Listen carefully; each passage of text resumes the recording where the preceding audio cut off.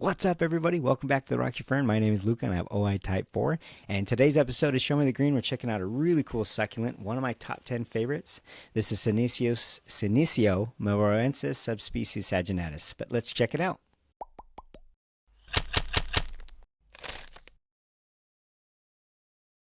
Okay, so if I had to give you a top 10 list of succulents you should have in any collection, this definitely makes the top 10. Senecios are super easy to care for, super easy, undemanding plant, especially the Senecios mweroensis. This is the specific subspecies of Saginatus, which has a little bit of a fatter base to it. And what's really beautiful about this guy is the pattern on the actual base. So this is a recent acquisition, I'd say maybe 8 months ago, maybe 6 months ago, but they are somewhat slow growing. They are a winter grower, so typically you're going to want to keep them somewhat dry in the summertime, maybe moderate watering, and then a little bit heavier watering during the winter. Of course, being a succulent, you want to be mindful of any root rot. But what blows me away is this flower. That is the most intense red. I'll try to get some pictures right here, but what's cruddy is the iPhone can't pick up that amount of red. It is scalding red, and then it's offset with that neon yellow. It's a beautiful, beautiful flower. Can't really get a smell, but this, I mean, I can see this coming up into my driveway, and it's just this tiny little flower right here. But beautiful, beautiful plant.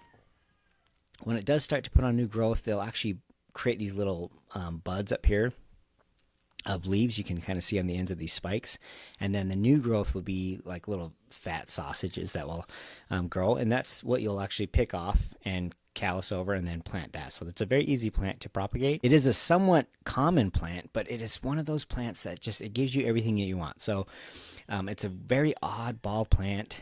Even the leaves are kind of, on this particular subspecies, are kind of a little bit small, kind of ovate shaped. They curl over a little bit. And then, of course, the pattern, I can't get over the pattern. That pattern is so beautiful. It kind of looks like a euphorbia species, like Gontharii or something like that. And you know me, I'm a sucker for oddball succulents. And so this guy fits the bill for sure. And then when it flowers, that is one of the most beautiful flowers you can ever find. Again, I'll have some close-ups here of this flowering starting to produce its brilliant red color. And it's been going on for about 2 weeks now. I have seen some flies hovering over it, so hopefully I'll get some seed off of it. It's a very, very easy plant to grow. It does come from Eastern Africa, like Ethiopia, Kenya, the Arabian Peninsula, and it's found in a lot of sandy areas. So I mimicked that using some black onyx sand that you'd find in like a plant section of your pet store. It's got some charcoal in it. It's got some lava rock in it. And it's a very sandy, porous mix. And I do water it quite infrequently. We did just get through a winter time where I was watering it more than I would in the summertime. But I'm more on the subject of giving it moderate watering throughout the year as it needs it. But I'm trying to be very critical of how much water I give it. I don't want it to rot out, obviously. Being a Senecio species, Senecio is a very large genus, and they come in a huge variety of plant structures and whatnot, but they're all really pretty easy to take care for, and this guy's no exception. I haven't had any pest issues, including snails. One thing to note, though, is traditionally they use the sap to put on wounds and in eyes for eye infection. Now, this is obviously what you can find on the internet. I won't be practicing this, but it is interesting to think that Senecio, being a succulent, most succulents have pretty toxic sap, but you can actually apply it to wounds and your mucous membranes and whatnot, and it purportedly is okay and actually has some medical benefits to it. But a beautiful plant, definitely something you should have in your top 10. If you haven't had it yet, definitely look for it. If you do have this plant, hit me up and let me know what you think of it. Show me some pictures. I'd love to see some really big specimens of this. I'm hoping that I can get this guy up to the 5, 6, 7, 8 year mark and have it just be enormous. But we'll see what it looks like then. We do have some videos coming out, some shorts of some watercoloring painting that I've been doing.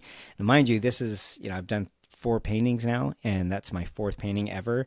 But it's nice to see that there is some progress, and eventually maybe it will be worth, kind of being proud of. Not that I'm not proud, but it's pretty obviously new. And I also got the paper making supplies, so I'll have some pictures or some videos of that process. I'm going to make my own mold and decal. And if paper making, if anything, or if nothing comes with it, it's very funny, unique names and whatnot. But anyway, I've got mold and decal coming. I will start to pound some, different fibers and whatnot to make my own paper. So that would be interesting. And then I'll have some videos of me turning the wood to make some of these lamps. And so if you're interested in wood turning and paper making DIY, tune in for that. And we got more plants coming in every Monday and Friday. And until then, we'll see you guys on the next adventure.